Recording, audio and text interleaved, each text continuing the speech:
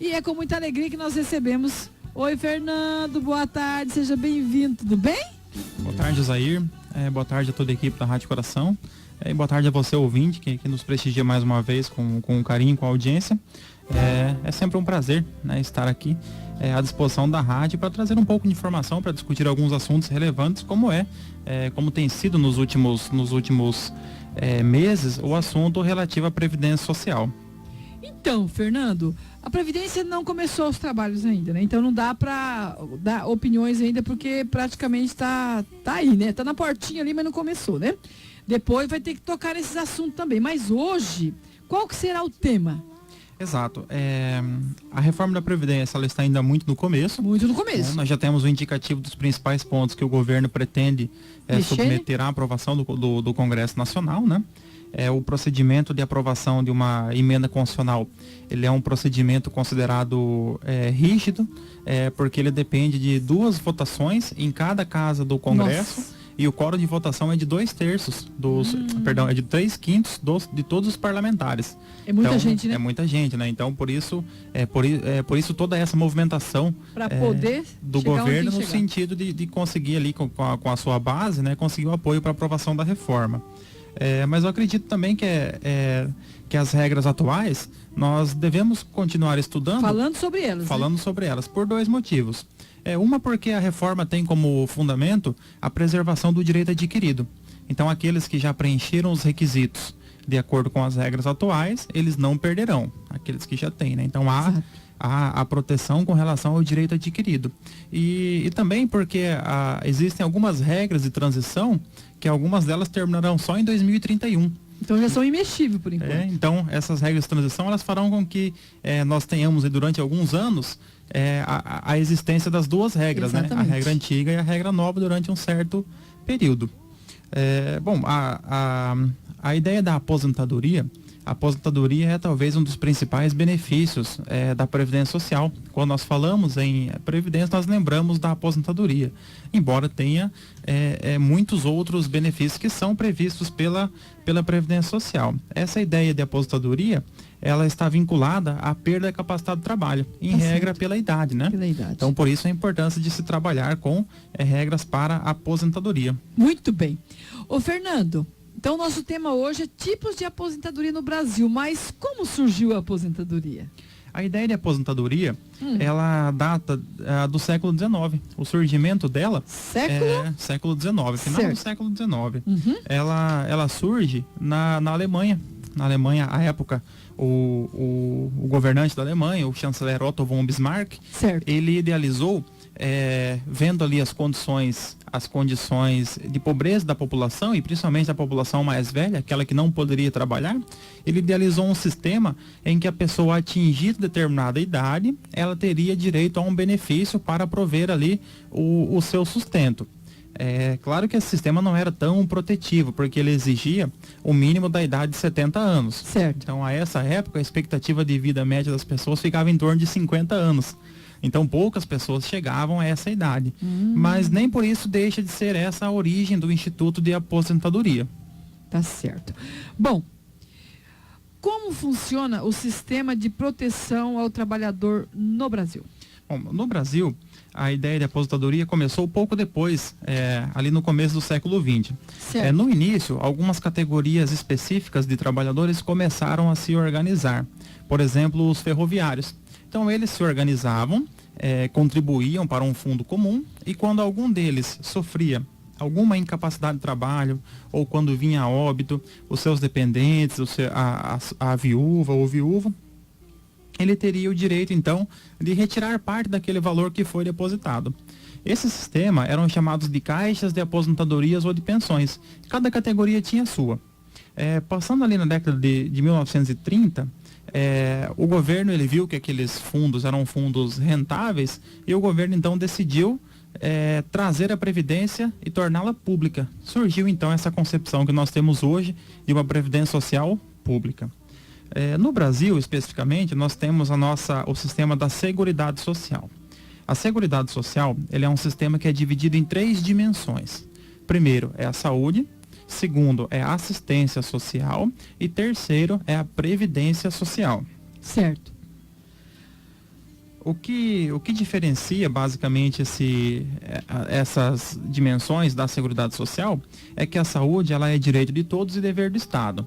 Ela tem o acesso universal e gratuito. Todos os cidadãos brasileiros e mesmo estrangeiros que estejam no Brasil, eles têm direito à saúde. A assistência social, ela é um pouco mais restrita. Ela se refere àqueles que não possuem condições de trabalhar.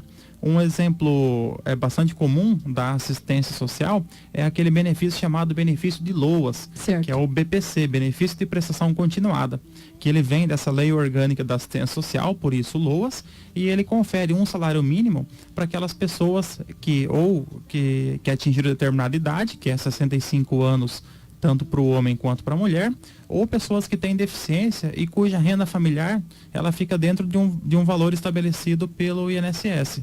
E considera-se então que essas pessoas elas não têm condições de prover o seu sustento e, portanto, têm direito a esse benefício. Certo. Agora, Fernando, a Previdência Social é o mesmo que o INSS? Não necessariamente. A Previdência Social ela é dentro da Seguridade Social, ela cuida daqueles que são segurados. A Previdência funciona como uma espécie de seguro. Aqueles que contribuem, se precisar, eles podem ter direito a utilizar. Pensa num seguro, por exemplo, um seguro de um veículo. Você paga um seguro, se acontecer ali o sinistro, que seria ali a ocorrência que gera o dano no veículo, o seguro, então, ele vai te ressarcir daquele valor ou de parte daquele valor. O INSS, ele funciona como um seguro. Então, você paga para o INSS através da sua contribuição e quando você precisar do INSS, da Previdência Social, então você terá direito aos benefícios na forma como é estabelecido. Então, essa é a ideia de Previdência Social. O que é o INSS? O INSS é uma autarquia federal, Instituto Nacional do Seguro Social, e o INSS, ele é responsável pela gestão da Previdência Social. Muito bem. Bom, e o que significa a Previdência Complementar? Isso existe? Existe. A Previdência Complementar, ela tem sido, um assunto que já está na Constituição, no artigo 202, e que agora ele tem sido um pouco mais comentado, tem recebido mais atenção, justamente por conta dessas mudanças na Previdência. A Previdência Social, ela se divide em Previdência Obrigatória e Previdência Complementar. Essa previdência obrigatória, ela se divide também em regime geral de previdência social e regime próprio de previdência social. O regime geral da previdência social é aquele regime que é dos trabalhadores da iniciativa privada. Então, quem trabalha com carteira assinada, aquele contribuinte, o contribuinte individual, que é o trabalhador autônomo, a empregado doméstico, o empresário, o trabalhador rural, todos eles estão vinculados ao regime geral.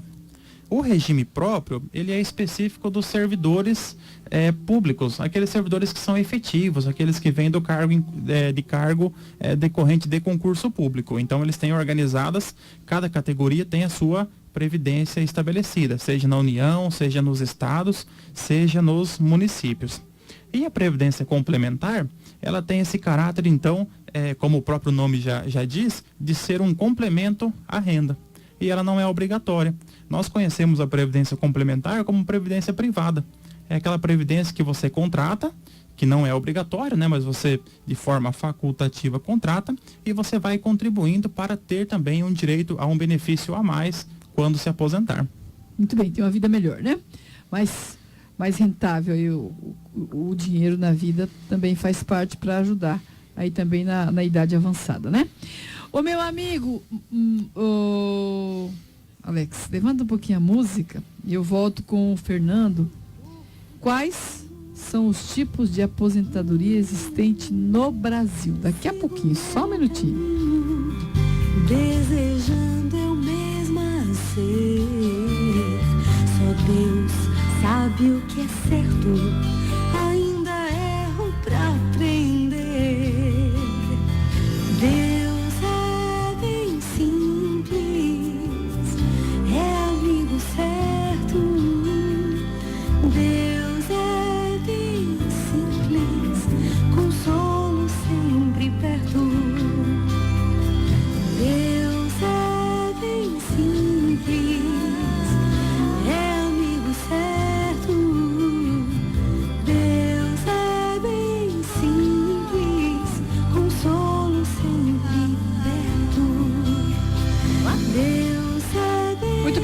4 horas e 40 minutos. Fernando, então, conta para nós quais os tipos de aposentadoria no Brasil. Bom, Zair, nós temos vários tipos de aposentadoria. Vários. Cada uma delas, ela está ligada a uma situação específica. Certo. E, portanto, tem seus requisitos específicos. Claro, se fôssemos falar de todos os requisitos específicos, né, nosso programa duraria... Teria que ser um programa inteirinho. Teria que ser um programa... 1 às 5. Exato, teria que fazer um especial, né? Só sobre esse assunto. Então, assim, mas de forma uma regra geral, trabalhando quais são as modalidades de aposentadoria que nós temos hoje. Certo. A primeira delas é a aposentadoria por tempo de contribuição. Então, ela exige, basicamente, que a pessoa tenha um tempo mínimo de contribuição, que é de 35 anos para o homem e 30 para a mulher. Certo. Essa aposentadoria é uma das que tende a desaparecer na emenda constitucional. Ah, é? Então, na reforma da Previdência, essa modalidade vai desaparecer. E ela será unificada com a aposentadoria por idade. Né? Mas isso, depois a gente pode trabalhar num programa só sobre reforma, né? Exato. A outra é a aposentadoria por idade, que ela hoje ela tem a idade mínima de 65 anos para o homem e 60 para a mulher, no qual, pela proposta, inclusive, a idade da mulher ela tende a subir para 62. Também a idade mínima também vai ter, teremos aí alterações. Certo. Outra modalidade, ela é a aposentadoria especial por tempo de contribuição. Essa aposentadoria ela é um pouco diferente, porque além de ter o tempo de contribuição, ela reduz esse tempo em virtude da pessoa trabalhar submetida a algumas condições específicas. Por exemplo, insalubridade. Tá certo. São aquelas pessoas que trabalham em condições que prejudicam a saúde e que, portanto, têm direito à aposentadoria um pouco mais cedo. Que é o caso, por exemplo, de quem trabalha com raio-x. Né? Então, são setores em que a pessoa fica exposta a condições que prejudicam a sua saúde, né? E, portanto, tem direito à aposentadoria mais cedo. A aposentadoria por invalidez, ela está vinculada à incapacidade de trabalho. Quando for concluído na perícia médica que a pessoa não tem condições de voltar a desempenhar a sua função, ela pode então ser aposentada por invalidez. Tem aí dentro da aposentadoria por tempo de contribuição, temos também duas que são diferentes. Quais são? A do professor, que ela reduz em 5 anos tanto para o homem quanto para a mulher, aquele professor que trabalha na educação básica. E a aposentadoria da pessoa com deficiência. Essa aposentadoria também, ela tem uma redução do tempo de contribuição de acordo com o grau da deficiência. Essas aposentadorias, elas fazem parte do regime geral, que é aquele que nós falamos, que é das pessoas que trabalham na iniciativa privada.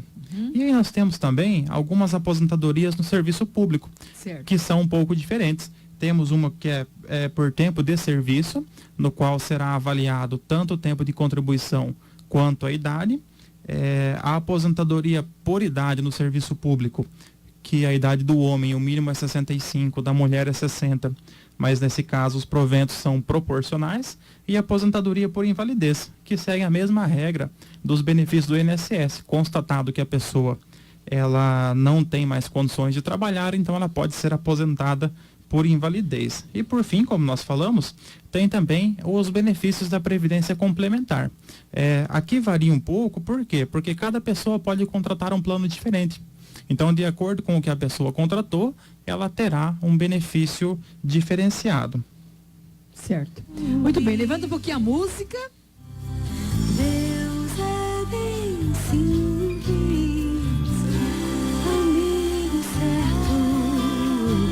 Deus é bem simples, consolo sempre perto.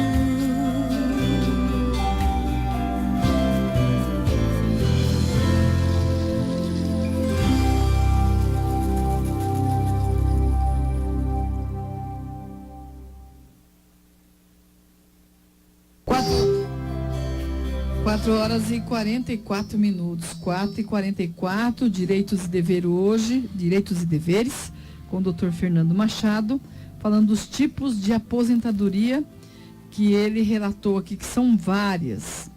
Mas, ô Fernando, quais seriam suas dicas para que a pessoa possa planejar? Porque na vida tem um planejamento, né?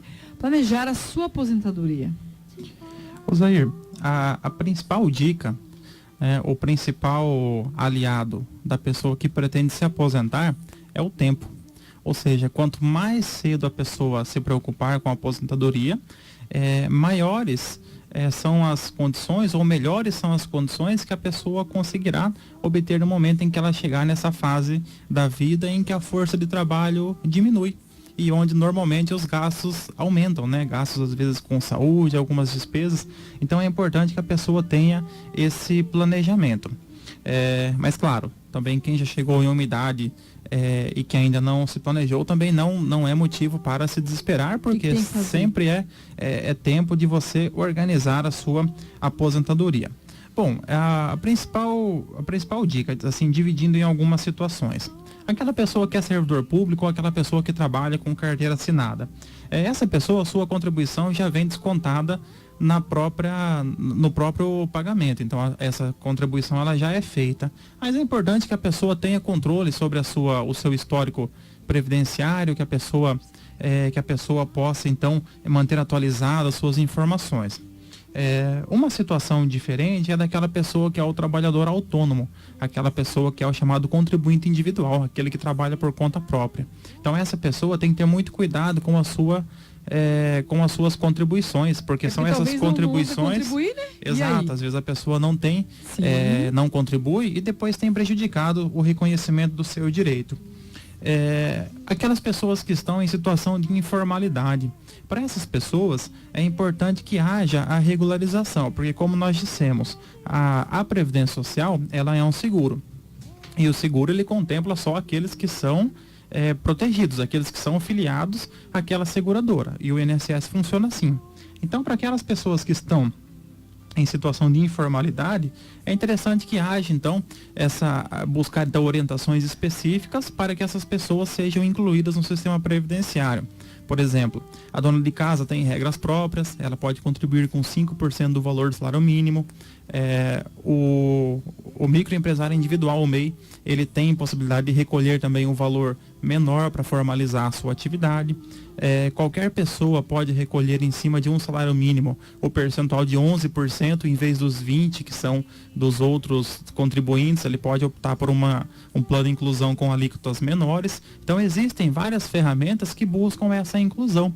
E é importante que a pessoa busque, então, orientação, seja de um contador, seja de um advogado, seja no próprio INSS, que a pessoa busque essas informações de acordo com a sua realidade, para que ela possa ter acesso, então, à Previdência Social e tenha, quando necessário, o acesso aos benefícios de aposentadoria. Ô Fernando, hoje é tudo online, a maior parte das coisas, né? Correto. A Previdência Social tem passado por um processo de informatização. Então, muitos dos atendimentos, eles são hoje todos agendados, né? Então, e a pessoa pode gerar uma senha no INSS e ela mesma passar a administrar a sua vida financeira. Então, é possível que ela faça isso. Mas é importante procurar, nesse caso específico, a Previdência Social para que a pessoa tenha maiores informações sobre os procedimentos. Tá certo. Tem uma pergunta aqui que a Patrícia trouxe, muito importante. Se der para responder hoje. Não, perfeito. Vamos lá. Uma pessoa está recebendo pensão do marido e ela vai se aposentar. Ela continua recebendo a pensão ou não continua? Obrigada, Patrícia. A pensão... Não mandou o nome, né? Mas mandou a pergunta, então, né? Então, respondendo, a pensão por morte, ela passou por algumas alterações. Né? Então, aqui, como eu não tenho todas as informações na pergunta, né? Eu vou responder de maneira geral. Tá certo. As pensões hoje, elas são concedidas por um prazo determinado, de acordo com a idade da pessoa, de acordo com a idade do dependente. Ela vai receber durante um período. Então, tem uma tabela que estabelece o período que a pessoa vai receber.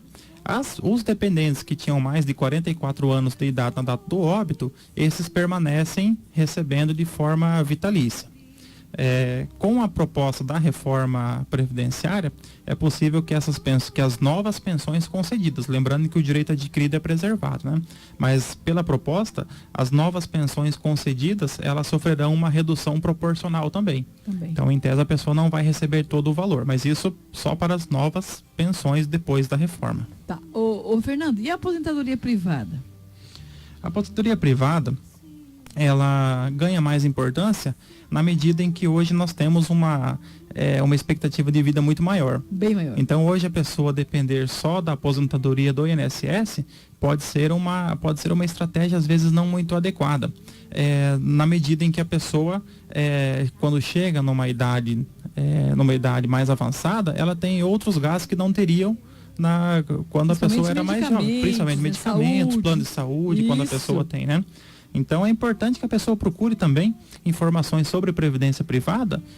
Hoje várias instituições oferecem, cada uma tem os seus planos, tem ali condições diferentes. É importante que a pessoa faça uma pesquisa, que a pessoa busque informações, e aqueles que puderem sempre, é importante que a pessoa diversifique a sua aposentadoria para que não dependa apenas da aposentadoria do governo. Muito bem. Então conversamos hoje com o Dr. Fernando Machado sobre os tipos de aposentadoria, e foi muito importante para nós os esclarecimentos. Queremos lhe agradecer imensamente e deixe sua mensagem, Fernando. Daqui 15 dias você volta, porque você e a Fabrícia estão nessa missão aqui na Rádio Coração. Muita alegria ter vocês dois aqui, tá bom? Muito obrigado, Zair. Estamos à disposição, né? Sempre que você precisar, estamos à disposição.